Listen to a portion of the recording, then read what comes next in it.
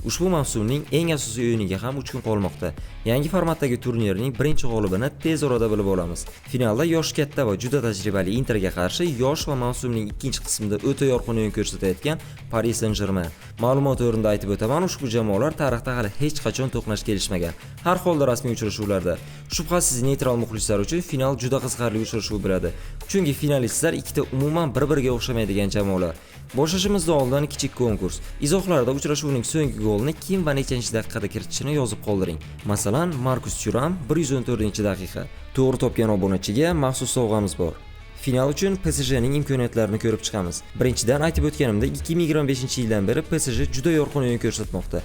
Ayniqsa Chempionlar Ligasida. Liverpoolni turnirdan chiqarib yuborgandan keyin darhol ko'pchilik muxlislar ularni hatto favorit sifatida ham ko'rishgan. 2025-yildan beri, ya'ni mavsumning ikkinchi qismidan boshlab, Luis Enrique shogirdlari top 5 chempionatda eng ko'p gol urgan jamoa. 35 ta o'yinda 59 ta gol. Har o'yinda deyarli 2 tadan gol degani. Hatto Flickning gol mashinasi deyilayotgan Barselonadan ham ko'proq gol urishgan. Ikkinchidan, PSG bu mavsum treble qilish imkoniyatiga ega yagona jamoa bo'lib qolmoqda. O'tgan haftagi finaldan keyin futbolchilarning ham ishtiyoqi va kayfiyati a'lo darajada va Myunxendagi finalga jamoa ajoyib formada yetib boradi. O'z tarafida hech qachon Chempionlar Ligasini qo'liga kiritmagan jamoa uchun treble qayd etish bu barcha heyterlarga javob bo'lar edi. Uchinchidan, PSJning tarkibi juda yosh bo'lgani uchun jismoniy holat ham Interga nisbatan yaxshiroq bo'ladi. Ya'ni ular ko'proq yugura olishadi.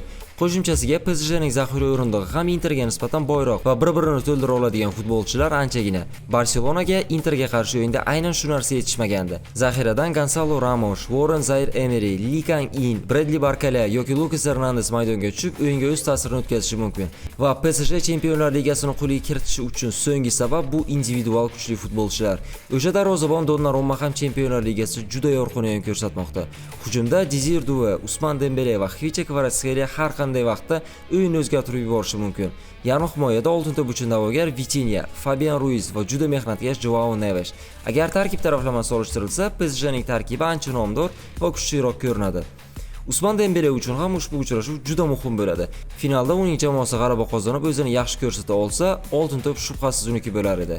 Xullas, butun PSG uchun ushbu final juda muhim, chunki oldinroq aytganimdek, PSG hali Chempionlar Ligasini qo'liga kiritmagan. Luis Enrique uchun ham uni jamoaga endi olib kelishganida mavsumning birinchi qismidagi bir nechta ishonchsiz o'yinlardan keyin ko'pchilik shubha qilishgan edi va eng asosiysi PSG muxlislari uchun bu g'alaba juda muhim. 2022-yilda Mbappening katta summa evaziga jamoada olib qolinishiga ham aynan Chempionlar Ligasida g'alaba qozonish sabab edi. Lekin Kylian ushbu sovrinni yutish uchun PSJni tashlab Madridga yo'l oldi va agar darhol Mbappe jamoadan ketishi bilan PSG Chempionlar Ligasini qo'liga kiritsa, Mbappe uchun bu juda alamli bo'ladi. Endi Interning imkoniyatlari haqida gaplashamiz. Simone Inzaghi jamoasi ushbu sovrinni qo'lga kiritish uchun va-bankka boryapti. Inter deyarli barcha sovrinlardan voz kechib, faqatgina Chempionlar Ligasi haqida o'ylamoqda. Buni Chempionlar Ligasi yarim final oldidan ko'rish mumkin edi. A seriyadagi birinchi o'rinni va Italiya Kubogi yarim finalini 3 ta o'yinlik mag'lubiyat bilan yo'qqa chiqargan. Scudettoni Napoli olib ketgani uchun ham Interga ushbu mavsumni hech bo'lmasa bitta sovrin bilan yakunlash uchun yagona imkoniyat bu Chempionlar Ligasidagi g'alaba. Interning tarkibi PSG tarkibichalik nomdor bo'lmasa-da, ular jamoa bo'lib o'ynashni bilishadi. Barselonaga qarshi o'yin bunga yaqqol namuna. Futbolchilar bir-birining o'rnini to'liq va samarali to'ldira olishadi. Di Marco va Dumfries hujumga qo'shilganda, Barella va Bastoni ularning o'rnini to'ldirib kelishmoqda. Interning keyingi kuchli tarafi bu himoya va qarshi hujumlar. Inzaghi shogirdlari kerak bo'lganda 5 kishi bo'lib ham himoyalanaverishadi. Inter hujumga o'tganda esa qanot himoyachilar hujumda paydo bo'lib, son jihatdan ustunlik taqdim etadi. Inter Bavariyaga qarshi ham, Barselonaga qarshi ham juda yaxshi himoyalangan va katta ehtimol bilan final o'yinida ham Inzaghi jamoasi 5 ta himoyachi bilan o'ynab, qarshi hujumlar paytida 2 ta lateralni hujumga qo'shsa kerak. Interning yana bir ustunligi ularning standartlarini amalga oshirishida va aynan ushbu punkt PSJning zaif nuqtalaridan biri hisoblanadi. San Sirodagi Bavariyaga qarshi uchrashuvda Inter 2 ta golni ham burchak zarbasidan keyin kiritgan. Montjuikdagi uchrashuvda ham Dumfries aynan burchak zarbasidan keyin 2 ta super gol kiritib, Interni oldinga olib chiqadi. Xullas, Inter yarimta imkoniyatdan ham gol kiritib keta oladigan jamoalardan hisoblanadi. Katta ehtimol bilan o'yinni Luis Enrique jamoalari to'p nazorati bilan boshlashadi va ko'plab hujumlar qiladi. Agar Inter gol o'tkazmasa 70-daqiqagacha faqat himoyalanadi va joyi kelganda qarshi hujumga chiqib o'ynashadi. Agar Chempionlar Ligasining so'nggi finallariga e'tibor berayotgan bo'lsangiz, barchasi juda kichik hisoblar bilan yakunlanmoqda. 2020-yildan 2024-yilgacha faqat Brunolar ushbu final gollariga bo'y o'tishini juda g'amxo'rlardik. Chunki bu o'yin mavsumning eng asosiy o'yini va aynan shu o'yin juda katta narsalarni hal qilishi ham mumkin.